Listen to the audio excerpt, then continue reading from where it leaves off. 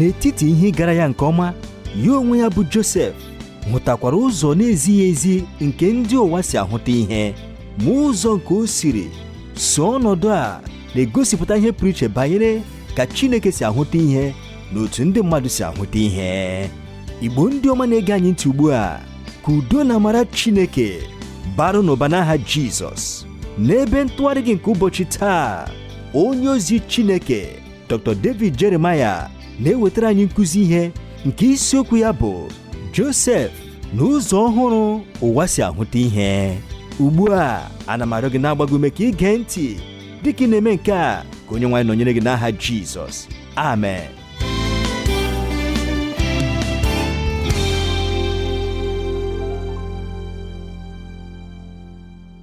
Ndị m hụrụ n'anya, n'ụbọchị taa n'usoro ọmụmụ ihe Chineke nwere ebumnobi dị mma banyere ya, anyị ga-eleba anya n'isiokwu ọzọ bụ nke anyị kpọrọ Josef n'ụkpụrụ omume ọlọrọ-ọhụrụ.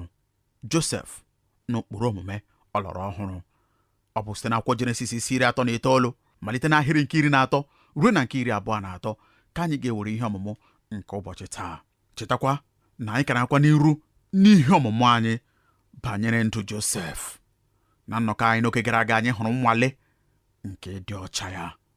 Ugbu a na-ahazi nke ọmụmụ nke isiokwu nke ụbọchị taa, anyị ga-ahụ na ọ bụghị ọnọdụ na-enye ọganiru kama ọ bụ akparamagwa. Anyị ga-ahụ na nlezianya na-abịa site n'ịhụta Chineke n'ọnọdụ niile. Anyị ga-ahụkwa na ọtụtụ oge nsogbu ndị dị ugbu a na-akwado anyị maka mbuli elu nke dị n'ihu. N'ikpeazụkwa, anyị ga-ahụ na ọ bụghị mgbe niile ka ụgwọ ọrụ ezi omume na-abịa ngwa ngwa. Ọ bụrụ na akwụkwọ nsọ gị dị nso ugbu, ọ ga-amasị m ka ị meghee ya n'akwụkwọ Jenesis isi 39 ka anyị gụọ malite n'ahịrị nke 13 ruo na nke 23. Ebe a na-asịkwa otu a: o ruo mgbe nwaanyị ahụ hụrụ na ọ rapụrụrị uwe ya n'aka ya gbapụ n'ezi, na ọ kpọrọ ndị ikom ụlọ ya gwa ha okwu sị, leenụ, o mewo ka nwoke Hibru bịakwute anyị ịkwa anyị emo. Ọ bịakwutere m idinanyere m, mgbe kpọọ mkpu n'oke olu. O rue mgbe ọ nụrụ na eweliri m olu m kpọọ mkpu, na ọ rapụrụ uwe ya n'ebe m nọ gbalaga pụọ n'ezi. Nwaanyị ahụ wee debe uwe ya n'ebe ọ nọ ruo mgbe onye nwe ya batara n'ụlọ ya. O wee gwa ya dịka okwu ndị a si dị, sị, oru Hibru ahụ nke i meworo ka ọ bịakwute anyị kpakutere m ịkwa m emo. Ma o rue mgbe m werere olu m kpọọ mkpu, na ọ rapụrụ uwe ya n'ebe m nọ gbapụ n'ezi. O rue mgbe onye nwe ya nụrụ okwu niile nke nwunye ya, na ọ gwara ya sị, dịka ihe ndị a si dị ka oru gị mere m, na iwe ya dị ọkụ. Onye nwe Josef wee kuru ya tinye ya n'ụlọ mkpọrọ, bụ ebe ndị mkpọrọ nke eze Ijipt nọ n'agbụ. O wee nọ n'ebe ahụ n'ụlọ mkpọrọ, ma Jehova nọnyere Josef, mee ka ebere ya rue ya arụ. Onye ya mara n'iru onye isi ụlọ mkpọrọ ahụ. Onye isi ụlọ mkpọrọ ahụ wee tinye n'aka Josef ndị mkpọrọ niile ndị nọ n'ụlọ mkpọrọ ahụ. Ihe ọbụla ha na-emekwa n'ebe ahụ, ya onwe ya bụ onye na-eme ya. Ọ dịghị ihe ọbụla onye isi ụlọ mkpọrọ ahụ na-ahụ nke dị n'aka ya, n'ihi na Jehova nọnyere ya. Ihe nke ya onwe ya na-eme, Jehova mere ka ọ gaa nke ọma. Taa anyị na-amalite site n'akwụkwọ Jenesis isi 39 malite n'ahịrị nke 13.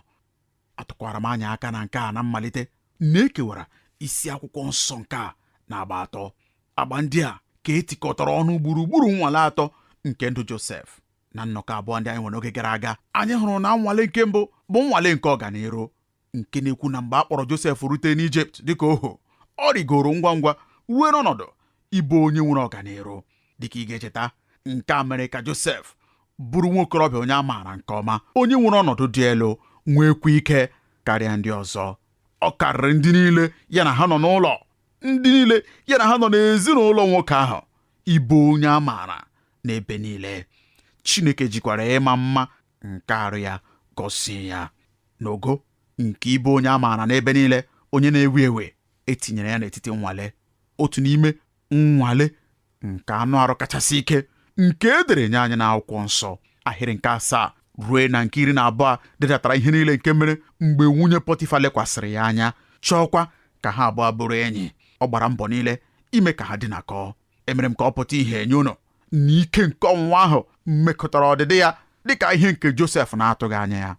Ọ bụrụ ọnwụnwa nke emere ka ọ nọgide, n'ihi na ọ na-ara eme ụbọchị niile. Oge niile nke Josef nọrọ n'ezinụlọ ahụ, nwaanyị ahụ na-enye ya nsogbu ịkwagide ya ka ha abụọ akwa iko. Ọ bụrụ ọnwụnwa nke mere na nzuzo naanị n'etiti Josef na nwaanyị ahụ. Akwụkwọ nsọ mere ka anyị mara na enweghị onye ọbụla maara banyere ya. Nwaanyị ahụ na-agba mbọ hụta na ọ dịghị onye ọbụla nọ n'ụlọ tupu ọ bịa nso Josef ibi nwa ya ọnwụnwa, nke pụtara na ọ bụ ihe ha abụọ pụrụ ime. Ọ dịghịkwa onye ọbụla ga-ama banyere ya. Akwakwara m anyị na ọ bụrụ ọnwụnwa nke jupụtara na amamihe, n'ihi na ọ bụrụ na o kwenyere, a gara enye ya ihe nrita n'ụlọ n'otu ụzọ echiche site n'ime ka ọ rigoro n'ebe dị elu karịa n'ezinụlọ Pọtịfa, n'ihi na mbụ emewo ka anyị mara na ọ hụtara amara n'iru Pọtịfa. Ugbu a ọ bụrụ na o kwenye ịbụ enyi nwunye Pọtịfa, ihe ọ pụtara bụ na ọ bụ n'aka ya ka ihe niile dị. Ọ bụghịkwa naanị nke a, ọ bụrụ ọnwụnwa nakwa nnwale nke jupụtara na aghụghọ, n'ihi na ọ bụrụghị naanị ọnwụnwa nke anụ arụ, kama ọ bụrụ ọnwụnwa echiche nakwa nghọta ya. Ọ bụ ọnwụnwa nke bịara ịgba ya mgba n'echiche, ọnwụnwa nke bịara ịgba ya mgba na nghọta ya niile. Agwakwara m anyị na ikike nke ọnwụnwa ahụ zutere ike nke Josef jiri merie ya. Ike o jikwara merie ọnwụnwa ahụ dabekwara n'ụkpụrụ ole na ole ndị ahụ anyị kwuru maka ha.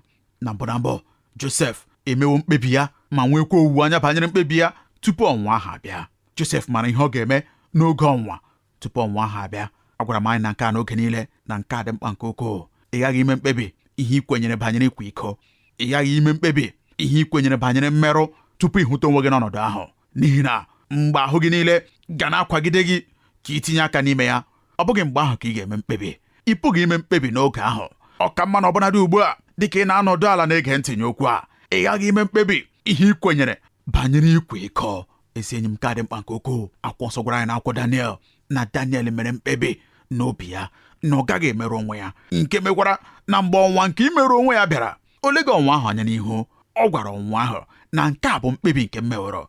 Josef mere mkpebi tupu ọnwa nke nwunye Pọtịfa erute na ọ gaghị eme ihe arụ dị otu a, imehiekwa megide Chineke, onye hụrụ ya n'anya, onye yi onwe ya hụrụ n'anya, nke mekwara na o cheghị echiche ugbo abụọ ịgwa nwunye Pọtịfa, nwaanyị agaghị m eme ya. N'eziokwu, nke abụọ kwa, ọ maara na ịhụnanya nwere mweda n'ala, na ọ bụrụ na o soro nwunye Pọtịfa mee arụ ahụ, ọ bụkwa megide nna ya ukwu Pọtịfa ka ọ na-eme ya. Ọ bụrụ na o dina nwunye Pọtịfa, ọ bụ megide Pọtịfa ka ọ kpara arụ a. Nwoke a onye meworo ya onye dị ukwuu, nwoke a onye meghepụrụ ụzọ ya nye ya ma werekwa ihe niile o nwere tinye n'aka ya. Kedu ka m ga-esi kwụghachi ya ụgwọ n'ụzọ na-adịghị mma dị otu a? Ezi enyi m, arụ niile nke na-eme n'ala anyị taa bụ n'ihi na anyị adịghị eche eche dịka Josef.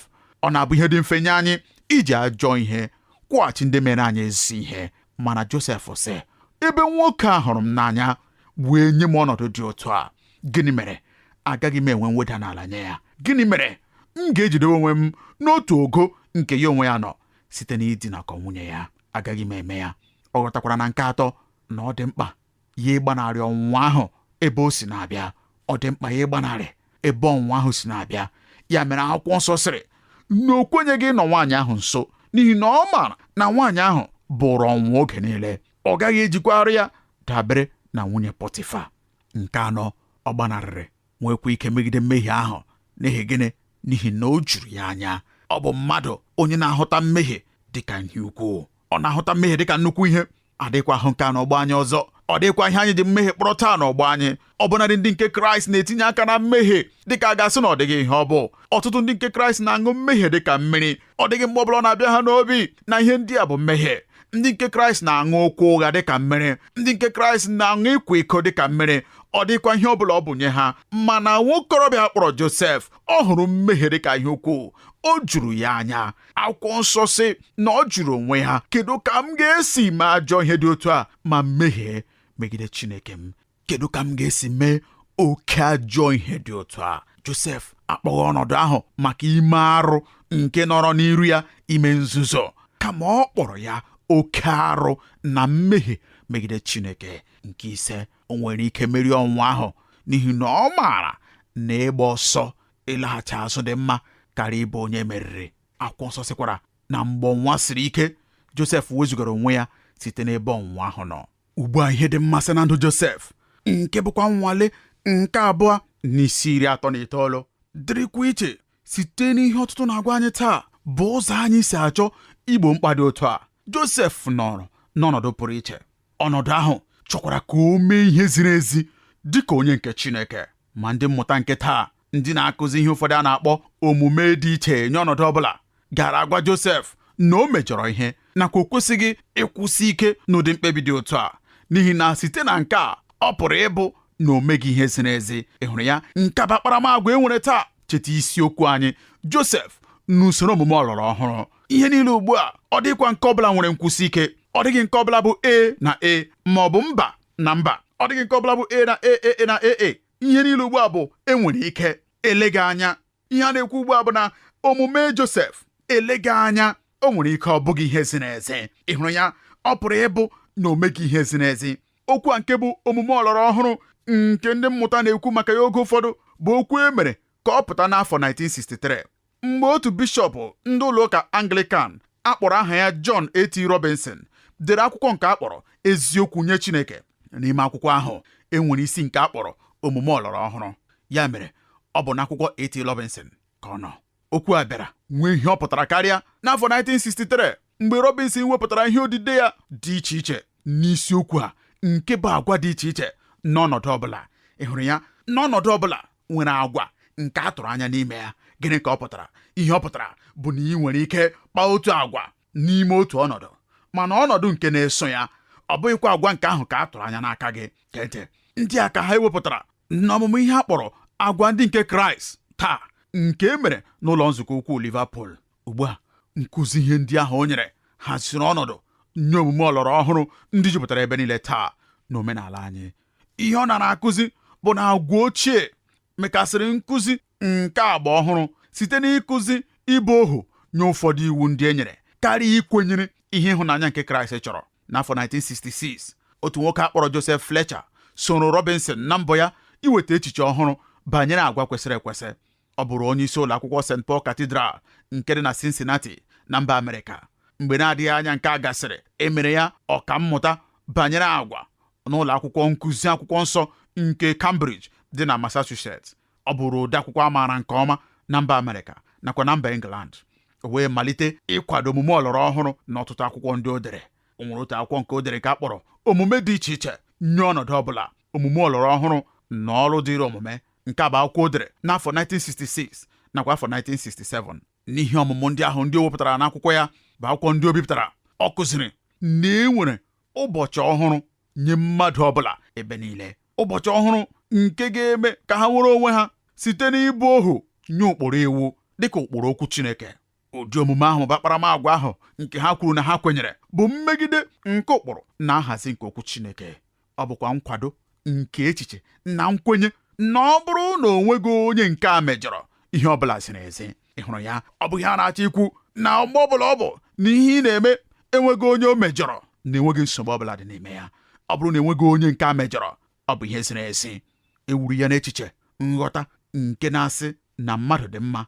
Ọ bụrụkwa na enye ya ihe ọmụmụ kwesịrị ekwesị, ọrụ kwesịrị ekwesị nakwa ọnọdụ kwesịrị ekwesị, ọ ga-eme mkpebi kwesịrị ekwesị. Ọ bụ ya bụ ebe ha wukwasịrị echiche a.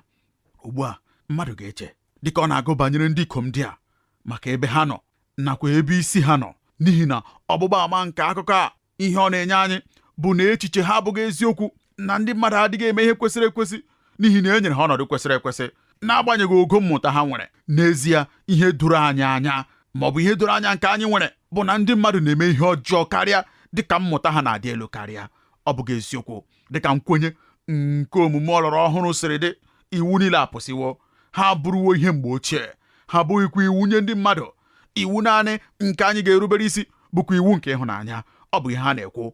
Ụzọ ha jiri kọwaa ya bụkwa otu a: ihe ọbụla nakwa ihe niile ziri ezi ma dịkwa njọ n'otu oge ahụ dịka ọnọdụ ọbụla siri dị. Ọ bụkwa ebe ahụ ka anyị nwetara nghọta nke agwa dịka ọnọdụ ọbụla siri dị. Ị hụrụ ya, na ọnọdụ ọbụla nwere agwa nke a tụrụ anya n'ime ya. Ị pụrụ ịkpa otu agwa n'ọnọdụ a, mana ịkpa agwa ahụ n'ọnọdụ nke ọzọ ọ bụghị ihe ziri ezi. Otu agwa pụrụ izi ezi n'otu ọnọdụ, mana mgbe ị kpara ya n'ọnọdụ ọzọ ọ bụghị ihe ziri ezi. Nghọta dị na ya bụ nke a: n'ọnọdụ ọbụla ị ga-ekpebi ihe bụ ịhụnanya nye gị, na-echeghị echiche banyere iwu ma ọ bụ ụkpụrụ ọbụla. Naanị ihe ị ga-eme bụ ime mkpebi n'ọnọdụ ọbụla. Ọ bụ naanị gị ga-eme mkpebi n'ọnọdụ ọbụla. Ihe ị kpebiri ime, ọ bụrụ na ọ bụ ihe ịhụnanya na-emejọghị mmadụ ọbụla, nke ahụ bụ omume ziri ezi. Ị hụrụ ya? Ugbu a gbalịa ka itinye nke ahụ n'ọnọdụ Josef. Cheta na m gwara unu na otu n'ime ụkpụrụ ndị mere ka Josef ghara imehie bụrụ na o nwere owuwe anya ma meekwa mkpebi tutu nsogbu ahụ abịa. Josef emewo mkpebi tupu o nweta onwe ya n'iru ọnọdụ ahụ. O cheghị ka ọnọdụ ahụ ruo. Ọ bụrụ na o chere ka ọnọdụ ahụ rue, mgbe ọnọdụ ahụ rutere, Josef gara emejọ ihe.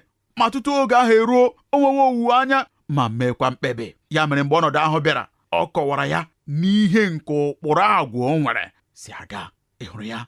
Ọ bụghị dịka ụkpụrụ agwa dịka ọnọdụ ahụ nyere, nke ụwa na-ekwu ka ya nakwa nke ndị mmadụ si eme ka ya taa sịrị dị. Ọ bụghị otu ahụ. O guzosiri ike n'ụkpụrụ nke ya onwe ya nwetara site n'iwu nke dị nna ya ha. Mgbe anyị kwuru na ịhụnanya dị mma oge niile, ihe anyị na-ekwu dịka ndị ụkpụrụ obibi ndụ ọlọrọ ọhụrụ siri ekwu bụ na ihe ọbụla nke dị n'ịhụnanya n'ọnọdụ ọbụla nke ahụ dị mma.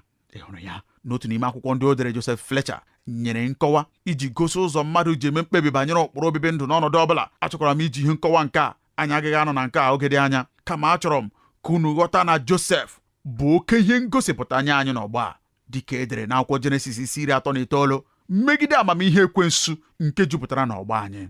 N'otu n'ime ihe ndị o dere, ihe a na-akọwa bụ na ọ bụrụ na ị mere ihe ọbụla nke na-emejọghị mmadụ ọzọ ọbụla karịa eleghị anya onye gị na ya soro mee ihe ahụ, ọ bụrụ na ọ bụ mkpebi n'etiti gị na mmadụ ọzọ unu inwe mmekọrịta, ebe ọ bụ na enweghị onye ọzọ ọbụla ọ gbasara, na nke ahụ enweghị ihe ọjọọ ọbụla nke dị n'ime ya, na ọ bụ omume dị mma. Ugbu a, mgbe i tinyere Josef na nghọta ahụ, o kwenyeghị ya.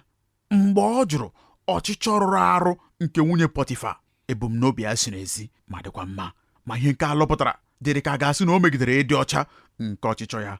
O nwere ebumnobi dị mma, nwekwa mkpebi ime ihe ziri ezi, ma nke ahụ na-eduru anyị rue n'akụkụ isi akwụkwọ nsọ a ndị nke fọdụrụ. Aga m ahapụkwa ụkpụrụ obibi ndụ ọhụrụ aka ugbu a ka m wee nwee ike igosi unu ebumnobi dị mma nke Josef, mekwa ka ọ pụta ìhè na ebumnobi dị mma nke Josef enyeghị ya ihe nlụpụta dị mma ngwa ngwa o mere ya. Ọ bụghị eziokwu. Ebumnobi ahụ nke o tinyere n'ọlụ, ebumnobi ahụ nke ziri ezi, alụpụtaghị ezi ihe ngwa ngwa. Gịnị mere Josef mgbe o mere ihe ziri ezi? Anyị na-eme ihe ziri ezi naanị n'ihi na ọgwụgwụ na-ekpepụta ụzọ esiri mee ya dịka ndị mmadụ si ekwu okwu. Ọ bụrụ na nke ahụ bụ eziokwu, ihe ọ pụtara bụ na ihe Josef mere bụrụ ihe nkọwa na ọlụ ziri ezi anyị abaghị uru ma ọlị, n'ihi na ihe mere Josef ka a kọwara na mpaghara isi akwụkwọ nsọ ndị fọdụrụ. Ya mere, tụgharịa ugbu a n'akwụkwọ nsọ gị, n'akwụkwọ Jenesis isi 39 ka anyị gosi ụzọ Josef jiri megide okwukwe nke omume dịka ọnọdụ jiri wepụta, nke bụ usoro omume nke ọlọrọ ọhụrụ ndị e nwere taa. Ka anyị malite n'ahịrị nke 13 ebe ahụ anyị gụrụ, ọ sị, o rue mgbe nwaanyị ahụ hụrụ na ọ rapụrụrị uwe ya n'aka ya gbapụ n'ezi, na ọ kpọrọ ndị ikom ụlọ ya gwa ha okwu sị, lee na o mewo ka nwoke Hibru bakute anyị ịkwa anyị emo. Ọ bakutere m idinanyere m mgbe kpọmkpụ n'oke olu. O rue mgbe ọ nụrụ na eweliri m olu mkpọmkpụ na ọ rapụrụ uwe ya n'ebe m nọ gbalaga pụọ n'ezi. Nwaanyị ahụ wee debe uwe ya n'ebe ọ nọ ruo mgbe onye nwe ya batara n'ụlọ ya. Mgbe ahụ ọ gwara ya okwu n'okwu ndị dị otu a sị, ọzọkwa ị kwesịrị ịghọta nwunye Pọtifa, ọ bụ ụdị nwaanyị dị iche ugbu a. Ọ na-achọ ịta di ya ụta n'ihe nke a niile. Ọ na-asị ya, nke agaghị m enwe ụdị nsogbu dị otu a ma ọ bụrụ na ị kpọtaghị nwa okorobịa na ezinụlọ anyị. Ọ bụ gị kpatara ya. O wee gwa ya dịka okwu ndị a si dị, sị, oru Hibru ahụ nke ị meworo ka ọ bakute anyị bakutere m ịkwa m emo, ma o rue mgbe m weriri olu mkpọmkpụ na ọ rapụrụ uwe ya n'ebe m nọ gbapụ n'ezi.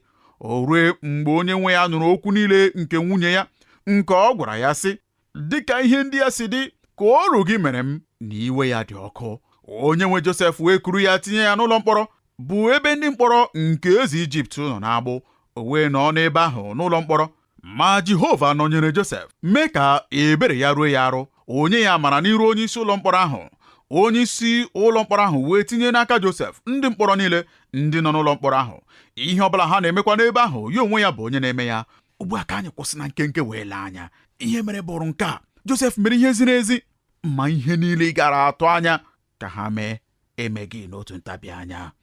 Josef mere omume ziri ezi, mana ụgwọ ọrụ niile a tụrụ anya na ọ bụ ihe a ga-enye onye mere omume ziri ezi abịaghị n'ebe ọ nọ n'otu ntabi anya.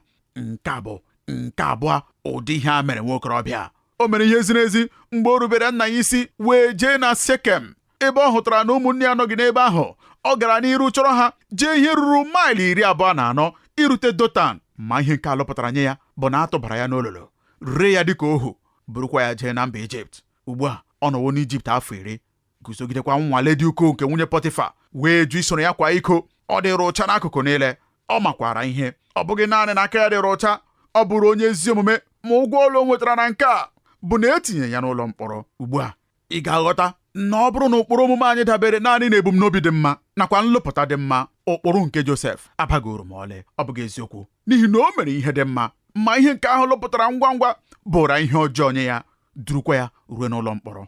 N'ezie, anyị kwesịrị ịmụta na ụkpụrụ omume nke Chineke bụ ka anyị mee ihe ziri ezi, n'ihi na o ziri ezi. Ị hụrụ ya, ọ bụ agụ obi Chineke nakwa ụkpụrụ ọrụ nke Chineke ka anyị mee ihe ziri ezi, naanị n'ihi na o ziri ezi. N'agbanyeghị ihe nke ahụ ga-eweta anya anyị, n'agbanyeghị ihe ọ ga-alụpụtara anyị, anyị kwesịrị irubere Chineke isi, mekwa ihe ọ chọrọ ka anyị mee. Ọ bụghị n'ihi na anyị na-ele anya na ihe dị mma ma ọ bụ na ihe ọma ga-abịara anyị site n'ime nke a, kama n'ihi na Chineke gwara anyị mee ya.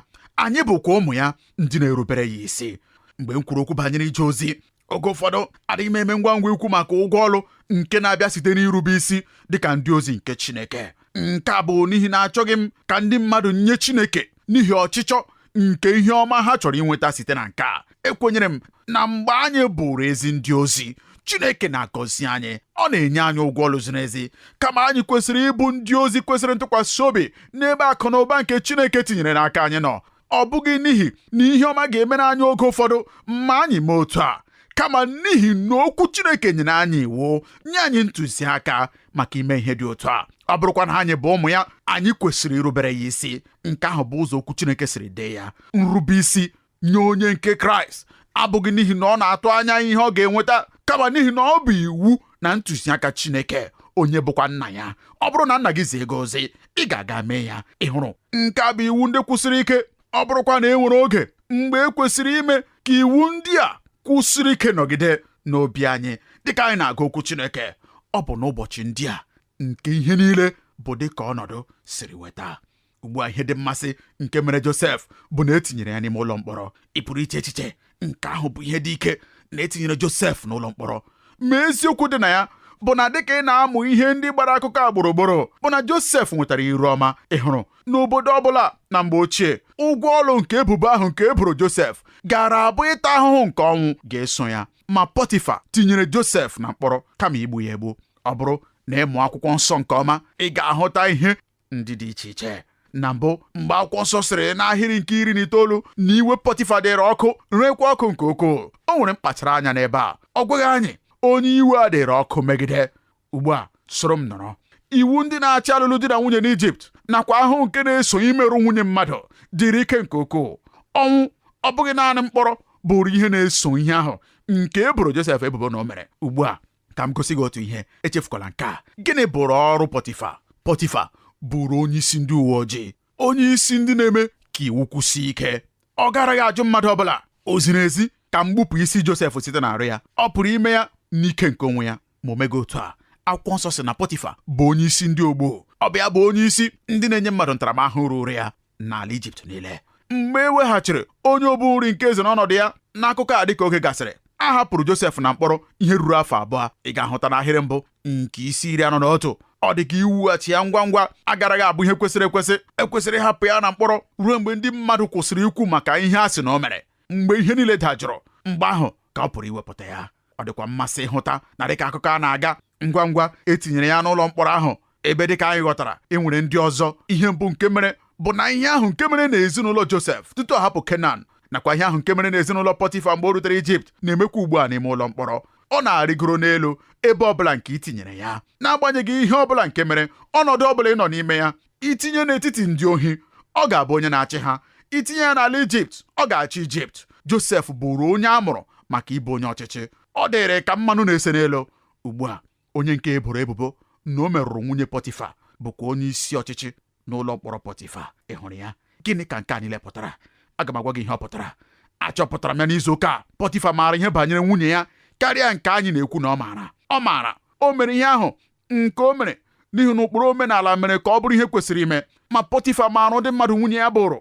O wezugara Josef n'ihi na nwunye ya siri akụkọ ahụ nke bụ ụgha. Nke ahụ bụ ọgbụgba ama banyere ụzọ Chineke jiri chekwaa Josef, ọbụna n'ime ọnọdụ nke ndụ ya gara efunarị ya.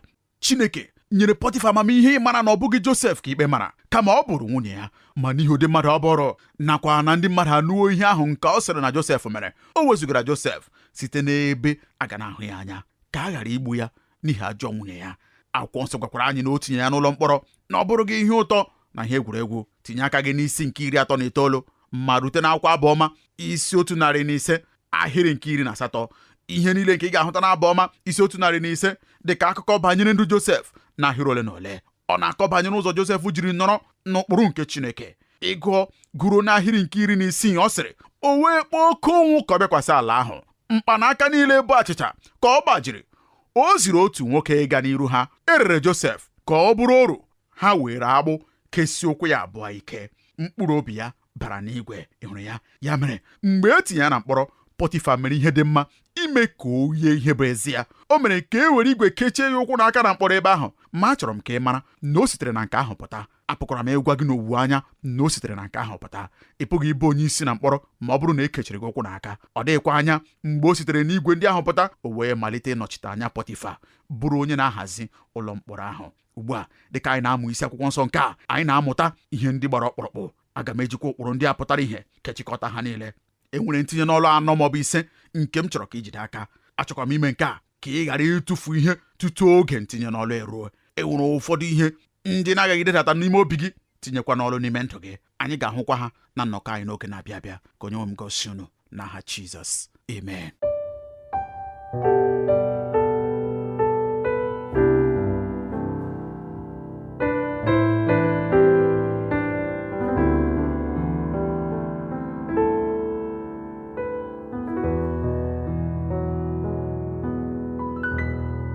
udo na ngọzi Chineke bara gị ụba, gị onye nyere anyị ohere iwetara gị okwu Chineke taa. Ekwenyere m na onye nwe anyị sitewo n'okwu ya wee gọzie gị ọzọ. Ọ bụ n'ime Kraịst Jizọs ka ị pụrụ inwe ezi owuwe anya banyere ụzọ ndị ụwa si ahụta ihe na ụzọ Chineke si ahụta ihe. Ya mere, ọ bụrụ na ị ka anabata Jizọs n'ime ndụ gị dịka onye nwe gị na onye nzọpụta gị, ma ị chọrọ ịnabata ya ugbu a, ọ ga-amasị m ka ị soro m kpee ekpere a. Nna anyị nke bi n'eluigwe, ekwenyere m n'ime obi m na Jizọs bụ ọkpara gị, onye bịakwara ma nwụọ ọnwụ n'ihi mmehie m. Ana m arịọ gị ugbu a ka ị gbaghara mmehie m niile. Ana m ekwupụtakwa Kraịst ugbu a dịka onye nwe m na onye nzọpụta m. N'aha Jizọs ka m na-arịọ nke a. Amen. Ọ bụrụ na ị kpere ekpere a, ọ ga-amasị m ka ị chọọ nzukọ Kraịst, ndị kwere na Kraịst na n'okwu Chineke. Ha ga-emekwa ka ị mara ihe ndị ọzọ nke ị kwesịrị ime maka ito eto na Kraịst. Ọ bụrụkwa na nkụzi ihe a gọziri gị, ọ ga-amasịkwa m ka ị nọnyere anyị na agba nke abụọ ya. Dịka ị na-eme nke a, ka ike na ebube Chineke bara n'ụba n'aha Jizọs. Amen. Ekele dịrị gị, gị onye nyere anyị ohere ịnọnyere gị n'ebe ntụgharị gị nke ụbọchị taa. Ọ bụrụ na ị chọrọ ịkpọtụrụ anyị, ị pụrụ ime nke a site n'ịkpọtụrụ anyị n'eriri igwe telefon 234-806-502-4477. Ọzọ 234-806-502-4477, maọbụ site n'izitere anyị ozi email na twr2131@yahoo.fr, maọbụkwanụ site n'idetara anyị akwụkwọ ozi n'olu ndị Igbo Radio Elwa, P.O. Box 12540, Aba, Abia Steeti nke Nigeria. Ka amara nke Chineke gaa n'iru n'ịba ụba nye gị n'aha Jizọs. Amen.